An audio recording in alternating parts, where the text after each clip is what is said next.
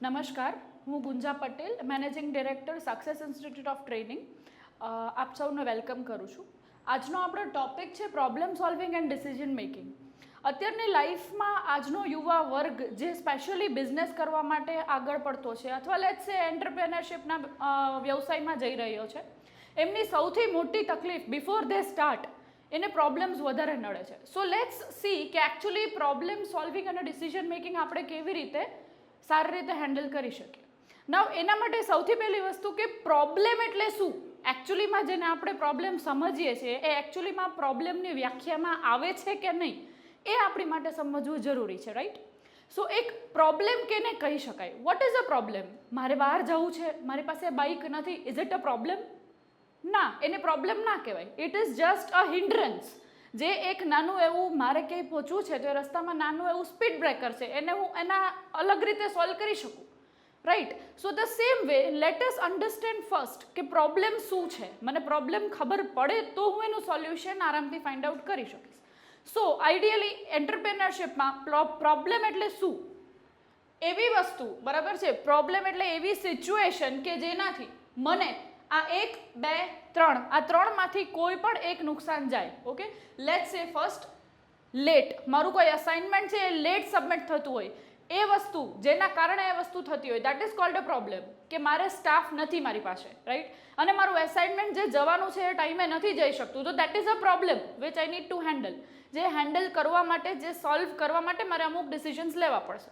Number 2, મારું performance down જતું હોય જે કારણે, that is called an actual problem in business.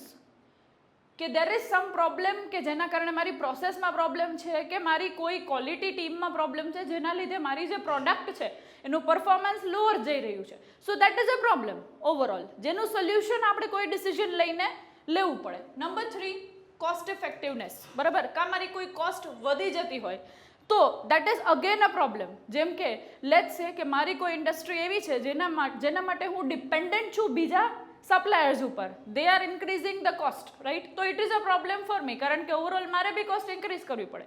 So again that is a problem, એને એક પ્રોબ્લેમ કહેવાય. સો લેટ્સ અન્ડરસ્ટેન્ડ કે કોઈ નાની એવી જે પ્રોબ્લેમ્સ હોય જેને આપણે પ્રોબ્લેમ કહીએ છીએ એ હકીકતે પ્રોબ્લેમ નથી, એ આરામથી સોલ્વ થઈ શકે એવા હિન્ડ્રન્સીસ છે. જે એકચ્યુઅલ પ્રોબ્લેમ છે એ હંમેશા આ ત્રણમાંથી એક રિઝલ્ટ સાથે આવે તો એ તકલીફ કહેવાય. નંબર 1 અગેન લેટ, મારું એસાઇનમેન્ટ પહોંચતું હોય, મને કોઈ વસ્તુમાં લેટ કરતો હોય, મારું કામ લેટ થતું હોય, that is a problem. Number 2, મારા પરફોર્મન્સ ઉપર ઇફેક્ટ થતી હોય, અથવા નંબર 3 મારી કોસ્ટ ઉપર ઇફેક્ટ થતી હોય, તો આ મારા બિઝનેસમાં એકચ્યુઅલી તકલીફકારક વસ્તુ કહેવાય. આ સિવાયની કોઈ પણ જે બી નાની મોટી તકલીફ હોય that is not actually a problem જે સોલ્વ કરવા માટે મારે કોઈ ડિસિઝન લેવું પડે, રાઈટ? નંબર 2, એક મોટો નિયમ છે communication, problem solving, life, whatever you consider, business. First understand, પહેલાં આપણે સમજવું જોઈએ. ઓકે, મેં આઈડેન્ટિફાઈ કરી લીધું કે આ પ્રોબ્લેમ છે, રાઈટ, પણ એને મારે અન્ડરસ્ટેન્ડ કરવું પડશે કે આ જે પ્રોબ્લેમ છે આના મૂળિયા ક્યાં છે, જડ ક્યાં છે, from where it starts, right? અને મારે પ્રોબ્લેમ ઉપર છલ્લો સોલ્વ કરવો એના કરતાં હું એને મૂળથી જ સોલ્વ કરું એ વધારે ઇમ્પોર્ટન્ટ છે. એક ઇમ્પોર્ટન્ટ વસ્તુ છે કે પ્રોબ્લેમ જેટલો બહાર દેખાય છે, suppose this is a surface, તો પ્રોબ્લેમ મને ખાલી આટલો જ દેખાય છે, બરાબર છે, પણ એકચ્યુઅલી આટલો બધો ડીપ હોય જ છે. Anywhere in any field, in any business you see, problem બેઝથી હોય છે. બેઝથી સોલ્વ કરો તો એને આરામથી તમે સોલ્વ કરી શકો. મારે જે એચીવ કરવું છે, કે મારી જે બિઝનેસનું ટાર્ગેટ છે એ એચીવ કરવા માટે મને જે દૂર રાખે, મારી અને મારે જે એચીવ કરવું છે એ બે વચ્ચેનો જે ગેપ છે, that gap is called a problem, જેને મારે ઇમરજન્સીમાં સોલ્વ કરવો જરૂરી છે ને એના માટે મારે જરૂરી ડિસિઝન્સ લેવા પડે તો જ મારો બિઝનેસ આગળ વધે. નાવ ફર્સ્ટ અન્ડરસ્ટેન્ડ, એ એક સાર્વજનિક નિયમ છે, it is a universal law. First understand the situation. એક એક્ઝામ્પલ લઈએ આપણે. એક દિવસ અચાનક કોઈ તકલીફ થઈ જાય છે આપણને અને આપણે દોડીને જઈએ છીએ મેડિકલ સ્ટોરમાં, બરાબર છે, પણ ટ્રાફિકની પ્રોબ્લેમના લીધે આપણે પાર્કિંગની પ્રોબ્લેમ થાય છે, કાર પાર્કિંગ. સડનલી હું પાર્કિંગ ગોતું છું, ત્યાં જ એક કાર આવે છે અને એ મારી ક્રોસમાં પાર્ક કરી લે છે. ગુસ્સો એટલો આવે છે કે એને કહી દઉં કે ભાઈ આ તારો રોડ છે કાંઈ, બરાબર, પણ છતાંય આઈ એમ કીપિંગ સાયલેન્સ, હું શાંતિ રાખું છું. હું કેમિસ્ટની દુકાને જાઉં છું તો ત્યાં મને એ જ માણસ મળે છે જે ફટાફટ મેડિસિન લઈ અને દોડીને નીકળી જાય છે. This is seen 1. સીન 2, આપણો એક એમ્પ્લોયી છે અથવા આપણો એક વ્યક્તિ છે, ઓળખીતો છે, જે આપણી સાથે ઘણા સમયથી કામ કરી રહ્યો છે. હી ઇઝ ફેમસ કે સાંજ પડે પાર્ટી વાર્ટી કરે છે આરામથી અને લેટ સૂવે છે. એક દિવસ આપણે મિટિંગમાં એની સાથે જવાનું હોય છે, એ માણસ મોડો આવે છે.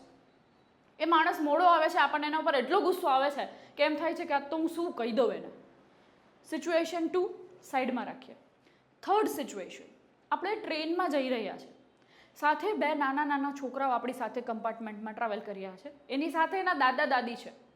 એ બંને છોકરા એટલો બધો તોફાન કરે છે કે જેની કોઈ હદ નહીં. આપણને એવું થાય કે આપણે એની જગ્યાએ હોય તો 4 થપ્પડ મારી દઈએ.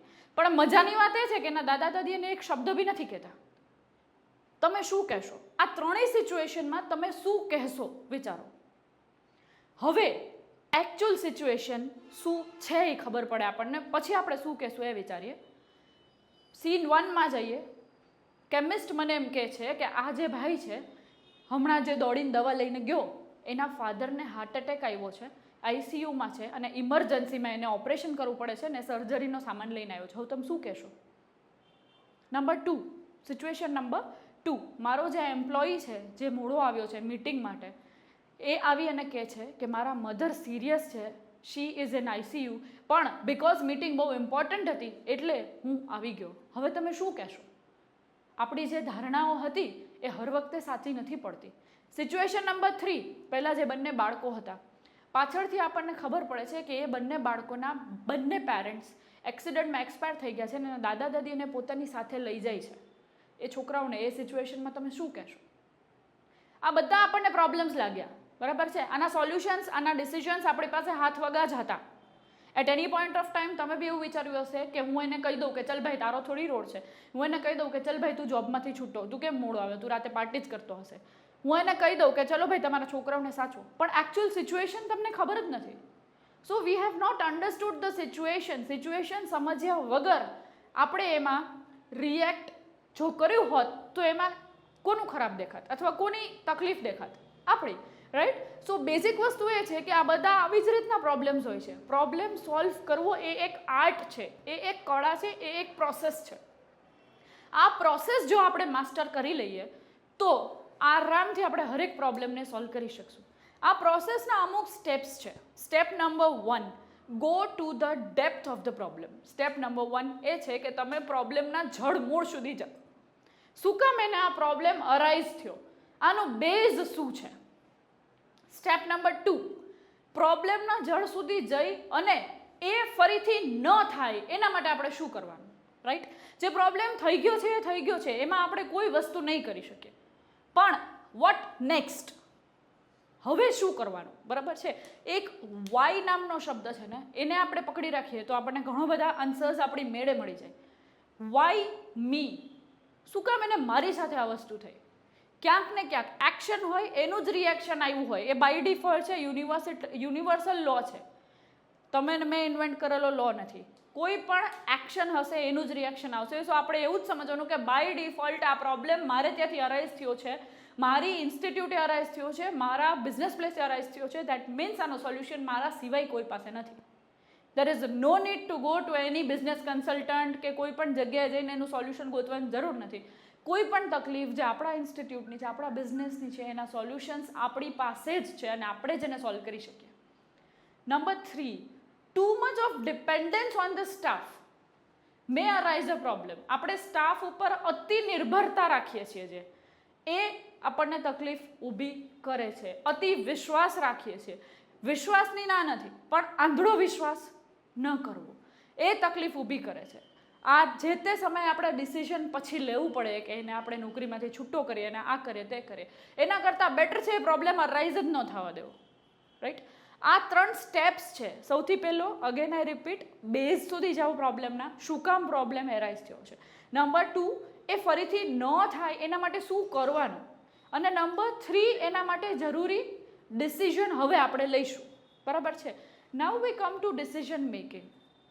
Vote do you call a decision making? તમે ડિસિઝન મેકિંગ એટલે તમારા મનમાં શું વિચારો કે ઓન ધ સ્પોટ એક ઘાને બે કટકાવાળો નિર્ણય લઈ લેવો એ ડિસિઝન મેકિંગ છે? વગર વિચારે ઓન ધ સ્પોટ, બધા બહુ કહેતા હોય કે ઓન ધ સ્પોટ લેવાય જ નિર્ણય કહેવાય, પછી બહુ વિચાર કરીએ તો આમ થાય ને, બહુ વિચાર કરીએ તો સારો નિર્ણય ના આવે ને, આ બધી કહેવતો છે. સિમ્પલ, મારે કોઈ ડિસિઝન લેવું હોય તો એની સિમ્પલ પ્રોસેસ છે. નંબર 1, હું એ ડિસિઝન શું કામ લઉં છું. નંબર 2, એના કોન્સિક્વન્સીસ એટલે કે એના પરિણામો. અને નંબર 3, એ પરિણામો માટે હું તૈયાર છું કે નહીં. હું કોઈ પણ નિર્ણય લઉં એના 3 સ્ટેપ મારે પહેલાં વિચારી લેવાના. આપણે કોઈ પણ નિર્ણય લઈએ સૌથી પહેલાં વિચારવાનું કે હું આ નિર્ણય શું કામ લઉં છું. લેટ્સ ટેક એન એક્ઝામ્પલ કે હું XYZ કંપનીમાં ઇન્વેસ્ટ કરવા માગું છું. શું કામ ઇન્વેસ્ટ કરવા માગું છું? એના શેર્સના સ્ટોક્સના રાઇઝિંગ છે, સારા છે, ફીડબેક સારો છે, okay. Number 2,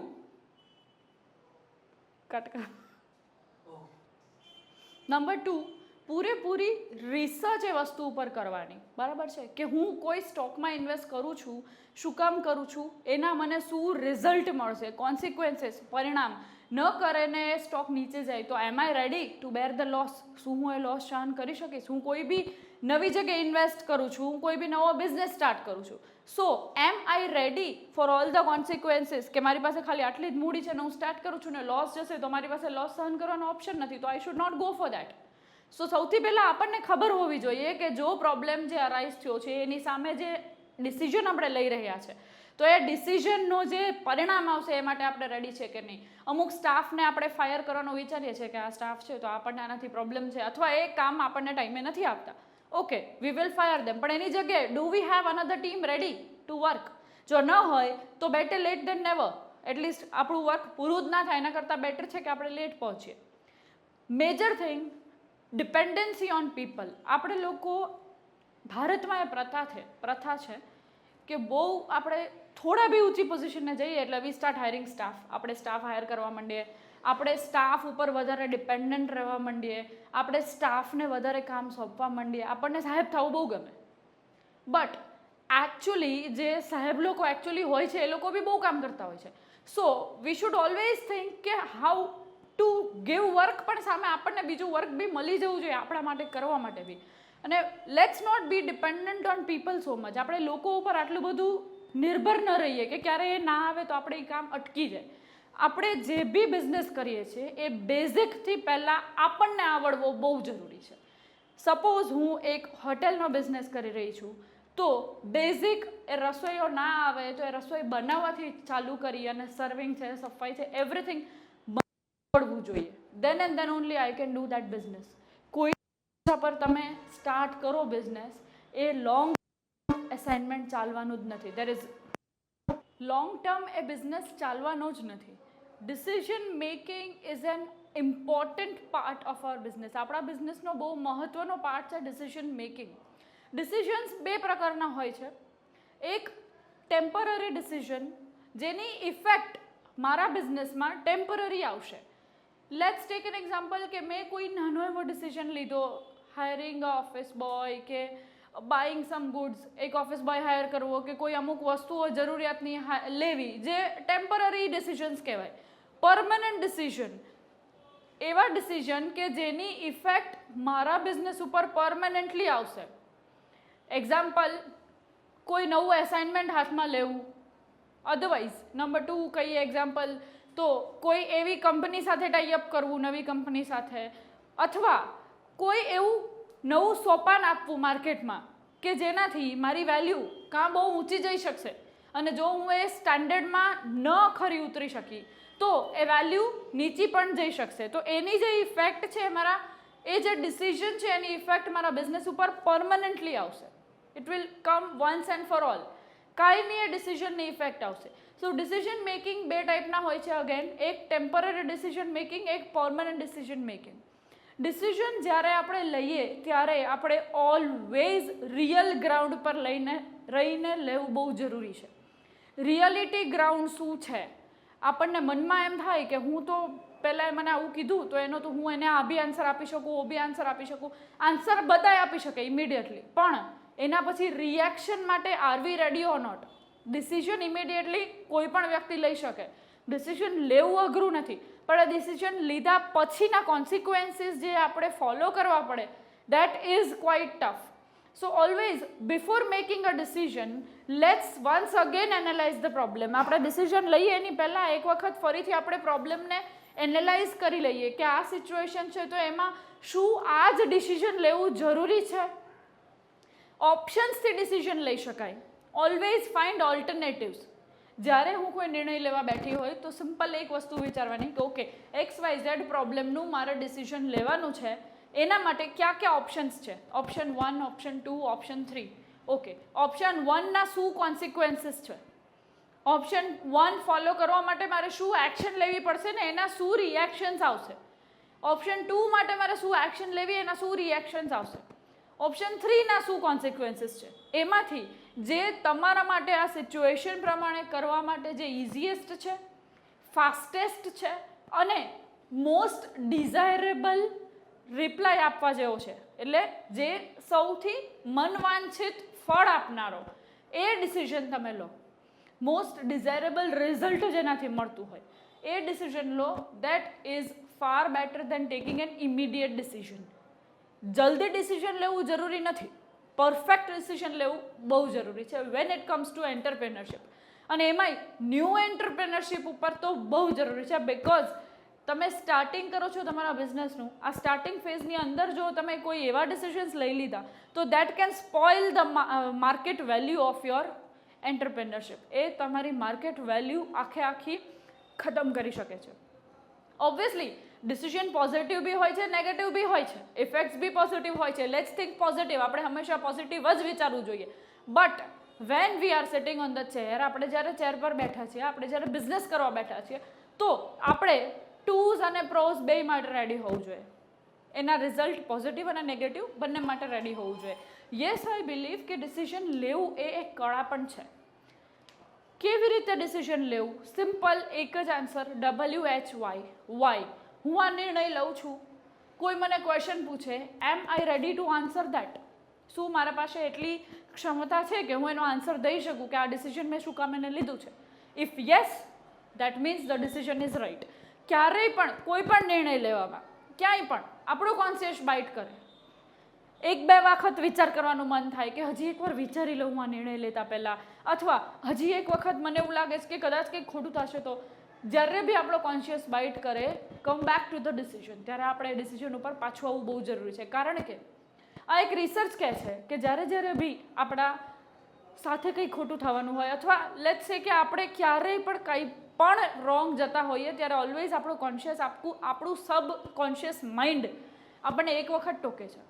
so while taking a decision, જ્યારે તમને એકવાર હિચકિચાહટ થાય તો કમ બેક એન્ડ થિંક. એક વખત પાછા આવી અને વિચારો કે શું આ જ ડિસિઝન લેવું યોગ્ય છે, શું આ જ ડિસિઝન લેવું જરૂરી છે. બીજા ઓલ્ટરનેટિવ્સ જે છે એ ચેક કરો. ડિસિઝન મેકિંગ ઓપ્શન્સ વગર તો શક્ય જ નથી. Always have options. ખાલી એક જ આન્સર હોય દરેક ક્વેશ્ચનનો એવું જરૂરી નથી. હંમેશા 2 થી 3 આન્સર તો હોવા જ જોઈએ. એ 2 થી 3 આન્સર ચેક કરો અને એમાંથી ચેક કરો કે શું આ સૌથી સુયોગ્ય આન્સર છે મારા પ્રોબ્લેમનો. ત્યારે જઈને તમે એનું ડિસિઝન પરફેક્ટલી લઈ શકશો. વન્સ અગેન એક નાની એવી વાત કહેવા માગીશ. અહીંયા આપણે 3 વસ્તુઓ જોઈ રહ્યા છે. This is an egg, this is a carrot, this is a coffee bean. બરાબર? આ ઈંડું છે, આ ગાજર છે, કોફી બીન્સ છે. બરાબર છે? એટલે કોફીના બી. ઉકળતો પાણી હોય, ગરમ ઉકળતું પાણી હોય, એની અંદર હું ઈંડું નાખું, આ એગને આમાં પ્લેસ કરું તો શું થાય? What is the result? It will become harder. આ વધારે ટફ થઈ જશે, કઠણ થઈ જશે. બરાબર છે? નંબર 2, બોઇલિંગ વોટરની અંદર હું ગાજર નાખું તો શું થાય? વધારે પડતું સોફ્ટ થઈ જાય, એકદમ પોચું પડી જાય. નંબર 3, કોફી બીન્સ નાખું હું બોઇલિંગ વોટરમાં તો શું થાય? પાણીનો કલર ચેન્જ થઈ જાય. બરાબર છે? અને પ્લસ એમાં ફ્લેવર આવે. My friends, life and entrepreneurship business, આની અંદર આ જે ઉકળતું પાણી છે આ પ્રોબ્લેમ્સ છે, આવવાના જ છે. આના વગર આ બિઝનેસ ચાલવાનો જ નથી. It is impossible two run business without problems. જો પ્રોબ્લેમ નથી તો અગેન એ પ્રોબ્લેમ છે કે શું કામ એને કાંઈ પ્રોબ્લેમ અરાઇઝ નથી થતા. રાઈટ. સો પ્રોબ્લેમ અરાઇઝ થાય એક નેચરલ ફિનોમિના છે, પણ એની અંદર તમે ડિસિઝન લ્યો ત્યારે યુ થિંક કે તમે સાચું ડિસિઝન લો છો કે નહીં. અને આપણે એઝ એન એન્ટરપ્રેનર આપણે પ્રોબ્લેમમાંથી પાસ થઈ અને એગ જેવું નથી થવાનું, એકદમ હાર્ડ, એકદમ કઠણ, કોઈ જાતની વસ્તુ પછી ઇફેક્ટ જ ન કરે, એવું નથી બનવાનું આપણે. This is wrong. આપણે એકદમ પોચું બી નથી પડી જવાનું, ઓ હવે હું શું કરીશ, આટલા બધા પ્રોબ્લેમ્સ આવી ગયા, હું એમાંથી પાસ થઈ ગયો, નાવ આઈ એમ ફિનિશ્ડ. ના, એ બી પોસિબલ નથી. આપણે એવું બી નથી થવાનું, કારણ કે આપણે એન્ટરપ્રેનર્સ છે, આપણે આગળ આપણો બિઝનેસ વધારવાનો છે. So we can not become as soft as a carrot also. આપણે બનવાનું છે કોફી બીન્સ જેવું, અને જે પ્રોબ્લેમ્સ છે એનો આખો કલર ચેન્જ કરી, જેમ કોફી બીન્સ પાણીમાં જઈને પાણીનો કલર ચેન્જ કરીને બહાર નીકળે છે વિથ અ ડિફરન્ટ ફ્લેવર, આપણે એવી રીતે આપણા બિઝનેસમાં જેટલા પ્રોબ્લેમ્સ છે એમાંથી પસાર થઈ અને વધારે નિખરીને બહાર નીકળવાનું છે. જેવી રીતે સોનું છે એટલે જેટલું તપે, બરાબર છે, એટલું શુદ્ધ થાય. સેમ રીતે જેમ આપણે વધારે પ્રોબ્લેમ્સ આવે એમ આપણે સમજવાનું કે આપણી જે બી સ્કિલ્સ છે એ વધારે આપણે ડેવલપ કરી શકીશું અને વધારે સારી રીતે આપણે આગળ વધી શકીશું. કોમ્યુનિકેશન. કોમ્યુનિકેશન એટલે શું? ખાલી બોલવું? ના. કોમ્યુનિકેશન એટલે નોર્મલી આપણે એવી ડેફિનેશન કરતા હોઈએ છીએ કોમ્યુનિકેશનની કે કોમ્યુનિકેશન એટલે ખાલી બોલવું અથવા સંદેશો પહોંચાડવો. બટ કોમ્યુનિકેશનની બહુ મોટી ડેફિનેશન છે. કોમ્યુનિકેશન એટલે બોલવું, લખવું, વાંચવું, સાંભળવું, સમજવું. આ 5 વસ્તુ ભેગી થઈ અને જે પ્રોસેસ બને એને કહેવાય છે કોમ્યુનિકેશન. આપણે કોઈ નવો બિઝનેસ સ્ટાર્ટ કરીએ છીએ તો એમાં કસ્ટમર આપણી સામે નથી, આપણે કેવી રીતે કમ્યુનિકેટ કરશું એને કે આપણી પ્રોડક્ટ શું છે? By advertising, okay. By publicity, okay, yes. By attracting customers, આપણે એડવર્ટાઇઝ કરશું, આપણે પબ્લિસિટી કરશું, આપણે કસ્ટમર્સને અટ્રેક્ટ કરશું, કસ્ટમર આપણા સુધી આવે એવું કરશું. આ બધું શું છે? આ બધું કસ્ટમર સાથે કમ્યુનિકેટ કરવા માટેના માધ્યમો છે કે કસ્ટમર આપણા સુધી આવે, આપણે એને મળીએ અને આપણે એને આપણી પ્રોડક્ટ જે છે એ સેલ કરીએ. સૌથી બેઝિક વસ્તુ એ છે કે નવા તમારા બિઝનેસ સ્ટાર્ટ કરો છો, ન્યૂ એન્ટરપ્રેનરશિપ છે, તો એની અંદર કમ્યુનિકેશન તમારે કરવું છે તો એની સ્કિલ્સ કેમ ડેવલપ કરવી? કમ્યુનિકેશન સ્કિલ્સ ડેવલપ કરવા માટે બેઝિક વસ્તુ છે, સૌથી બેઝિક વસ્તુ છે તમારા કસ્ટમરને સાંભળો. નોર્મલી અમે લોકો બેંક્સની સાથે અને ક્લાયન્ટ સાથે ટાઈઅપ કરતા હોઈએ છીએ. એક વખત મેં એક ક્લાયન્ટ પાસેથી અપોઇન્ટમેન્ટ લીધી, 1 કલાકની અપોઇન્ટમેન્ટ લીધી હતી મેં.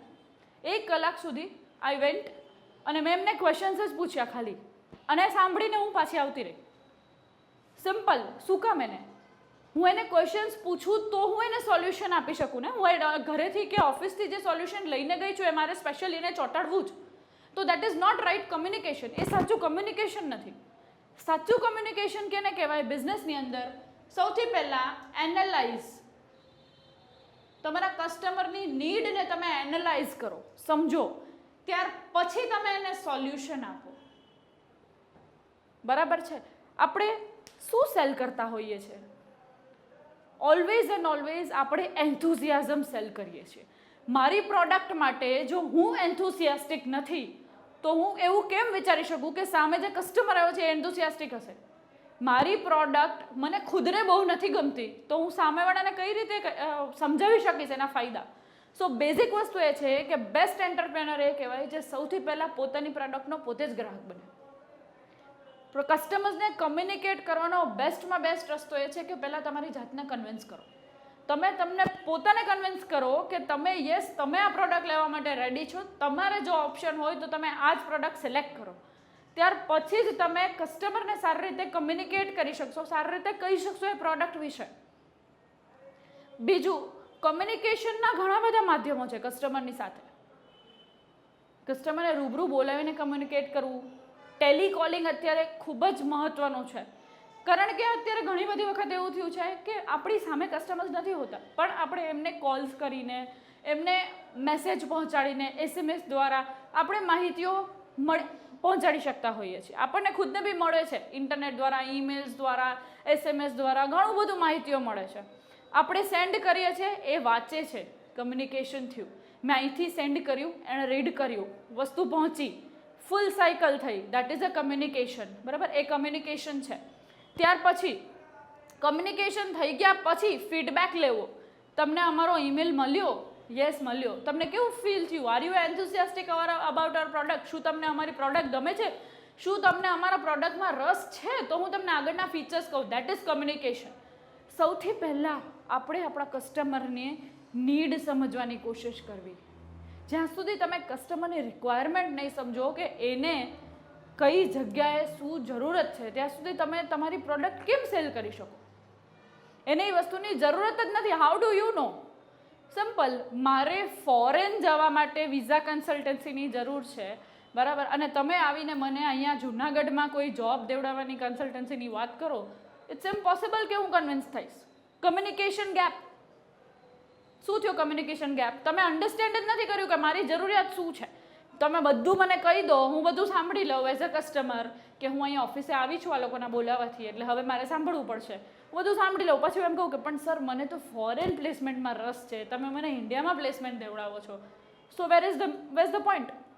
1 કલાક આપણે બી આપણી આપી, એની બી બગડી, પણ કમ્યુનિકેશનનો ગેપ રહ્યો. મેં અન્ડરસ્ટેન્ડ ના કરી એની નીડ શું હતી, એટલે હું એને રાઈટ સોલ્યુશન ના આપી શક્યો. કદાચ મેં અન્ડરસ્ટેન્ડ કર્યું હોત તો હું એને કહી શકત કે મેડમ આઈ એમ સોરી, અમે ફોરેન પ્લેસમેન્ટ નથી કરતા, પણ ઇન્ડિયામાં તમને ફોરેન કરતાં વધારે સારી જોબ મળી શકે એવી વ્યવસ્થા કરીએ, તમને ઇન્ટરેસ્ટ છે? તો પ્રોબેબલ એવું છે કે એને કદાચ રસ પડત, રાઈટ. પણ આ તો મેં મારું જ સ્ટાર્ટ કરી દીધું, તો એ શું થયું? Simple. The customer got negative. Customer negative થઈ ગયો. કસ્ટમરને એમ થયું કે આ મારી વાત સાંભળતા જ નથી. અ ગુડ સેલ્સ પર્સન, એક સારો સેલ્સ પર્સન કોણ છે? જેને બહુ સારી લિસનિંગ સ્કિલ્સ છે, જે સારું સમજી શકે છે પૂરી રીતે કસ્ટમરની વાત, જે સાંભળી શકે છે શાંતિથી. કસ્ટમરને ઓલવેઝ આપણે વાત સાંભળીએ એ વધારે સારું લાગે છે. કોઈ પણ પ્રોડક્ટ હોય, 90% એનું સેલ્સ થાય છે એ એન્થુસિયાઝમ ઉપર થાય છે. કેટલા ઉત્સાહથી, કેટલા જોશથી, કેટલા ભાવથી હું એને સેલ કરું છું. ખાલી 10% જ કસ્ટમર પોતાની જરૂરિયાત કે પોતાની ચોઇસ કે પોતાની રિક્વાયરમેન્ટ અનુસાર લેતો હોય છે. ઓબ્ઝર્વ થયું છે કે કસ્ટમર્સ જે છે એ ક્વોન્ટિટી કરતાં ક્વોલિટીમાં વધારે માને છે. કોઈ પણ પ્રોડક્ટ છે એને જો હું 10% દામ વધારીને આપું ને, people are ready to give because they believe in quality. But when communication પૂરું થવું જોઈએ કે ક્વોલિટી હું તમને આપું છું.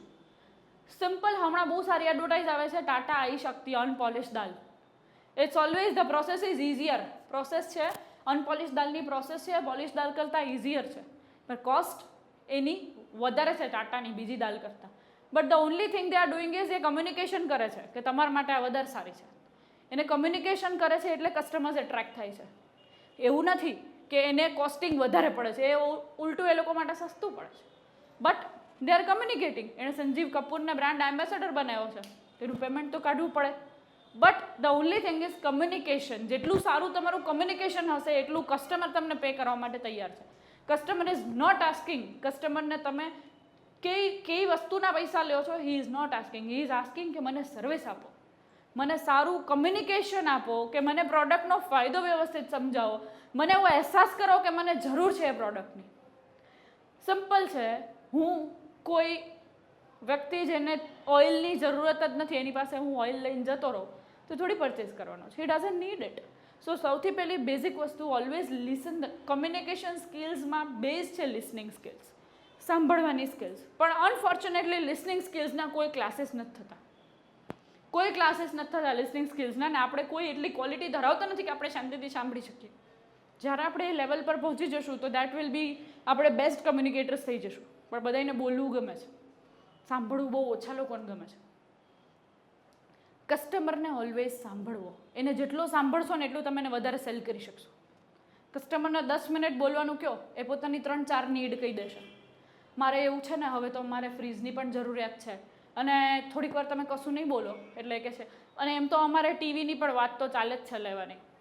2 વસ્તુ ખબર પડી ને તમને. વચમાં જ તમે ઇન્ટરપ્ટ કરી દીધું હોય તો કે હા અમારે બહુ સરસ નવા ફ્રીજ આવ્યા છે, તો ત્યાં જ સ્ટોપ થઈ જાત. કદાચ આ ફ્રીજ લઈને જતો બી રહેતો, પણ તમારું ટીવીનું સેલ્સ રહી જાત ને. સો એક્ઝામ્પલ, કસ્ટમરને વાત પૂરી કરવા દો. Let him complete. He is એ ખુદ જ પોતાનું કમ્યુનિકેશન કરશે યાર, અને એ ખુદ એના પાસેથી જે કહેશે ને એ વસ્તુ ઇઝીલી એ પિકઅપ બી કરશે. સો કમ્યુનિકેશન માટે બેઝિક વસ્તુ લિસનિંગ સ્કિલ્સ નંબર 1. નંબર 2, જે તમારે મેસેજ એને પહોંચાડવો છે ઇટ શુડ બી ક્લિયર. આટીઘૂટી વગરનો ચોખ્ખો મેસેજ હોવો જોઈએ. આ વસ્તુ લેવાથી તમને આ ફાયદો થશે, આ કારણે તમારા માટે લેવી જરૂરી છે, નહીં લો તો આ ગેરફાયદો થશે. આ 3 પોઈન્ટ એને સમજાવવા જરૂરી છે. આ વસ્તુ જો તમે લેશો, this is positive about it. આની પોઝિટિવ વસ્તુ છે. નહીં લો તો આ નેગેટિવ વસ્તુ છે. લેવાથી તમને આટલા ફાયદા થશે. આટલી વસ્તુ કસ્ટમરના માઇન્ડ સુધી આપણે કોમ્યુનિકેટ કરી દીધી તો એ આરામથી આપણી પ્રોડક્ટ્સ લેશે જ. એ સિવાય ઘણા બધા માધ્યમો છે કમ્યુનિકેશનના. ખાલી બોલવું, સાંભળવું, લખવું એવું જ નથી. એડવર્ટાઇઝિંગ મીડિયા અત્યારે ખૂબ સારું કામ કરી રહ્યું છે. એડવર્ટાઇઝિંગ, એડ એજન્સીઝ, એના થ્રુ તમે કરી શકો. બોર્ડ, હોર્ડિંગ્સ એ બી તમે લગાડી શકો. વિઝિબિલિટી એ અગેન કમ્યુનિકેશનનો એક બહુ મોટો પાર્ટ છે. માણસને દેખાવું જોઈએ. ગામમાં તમારા બ્રાન્ડના 6-7 હોર્ડિંગ હોય, હી વિલ બી અટ્રેક્ટેડ. વારે ઘડીએ હોર્ડિંગ જોતો રહેશે, એને અટ્રેક્શન થશે કે ઓકે આ શું છે, let me just go and check. મને જઈને ચેક તો કરવા દે શું છે, આ કોઈ નવું ચાલુ થયું છે, આની અંદર શું થાય છે. એટલીસ્ટ એ લોકો એકબીજા વાત બી કરતા થશે. પેલું બોર્ડ જોયું હતું તે? હા જોયું હતું. તું ત્યાં ગયો હતો, ત્યાં શું છે ખબર છે તને? Communication, mouth publicity. માઉથ પબ્લિસિટીથી વધારે એ કોઈ પબ્લિસિટી નથી. એ ક્યારે થશે? એ જ્યારે થોડા કસ્ટમર વર્ગ તમારો બિલ્ડ થશે ત્યાર પછી થશે માઉથ પબ્લિસિટી. બટ એ પહેલાં આપણે પબ્લિસિટી કરવા માટે આપણે વિઝિબિલિટી લઈ આવવી જરૂરી છે. નવો બિઝનેસ સ્ટાર્ટ કરો છો, make it visible to the people. લોકોને વિઝિબલ કરાવો કે તમે હા સ્ટાર્ટ કર્યું છે. ઉદ્ઘાટન સમારંભ રાખો, કમ્યુનિકેટ કરો. પેપરમાં, એડ એજન્સી, ન્યૂઝ તરીકે ફ્લેશ કરો કે નવું આ સોપાન સ્ટાર્ટ થયું છે. એઝ અ ન્યૂઝ કમ્યુનિકેટ કરો લોકોને તમારું નામ ખબર હોવી જોઈએ કે આ બિઝનેસ સ્ટાર્ટ થયો છે. આનાથી આ વસ્તુનો ફાયદો છે, આ એનું ફિલ્ડ છે. એટલીસ્ટ આ લોકોના કોન્ટેક્ટમાં આપણે રહીએ તો એનાથી આપણને આટલો ફાયદો થાય છે. આ પબ્લિસિટી છે, દેટ ઇઝ મોસ્ટ ઇમ્પોર્ટન્ટ. અને માઉથ પબ્લિસિટી ધીમે ધીમે ક્રિએટ કરશે. આ સિવાય કમ્યુનિકેશન જો હું કહું તો communication is an art which is not mastered by all. Communication એક એવી કળા છે જે બધાય માસ્ટર નથી કરી શકતા. કમ્યુનિકેશન બહુ ઓછા લોકોને રાઈટ કમ્યુનિકેશન માસ્ટર કરતા ફાવે છે. એવા લોકો જે સાચું કમ્યુનિકેટ કરતા હોય છે એ ગુડ લિસનર્સ તો હંમેશા હોવા જ જોઈએ. As I said,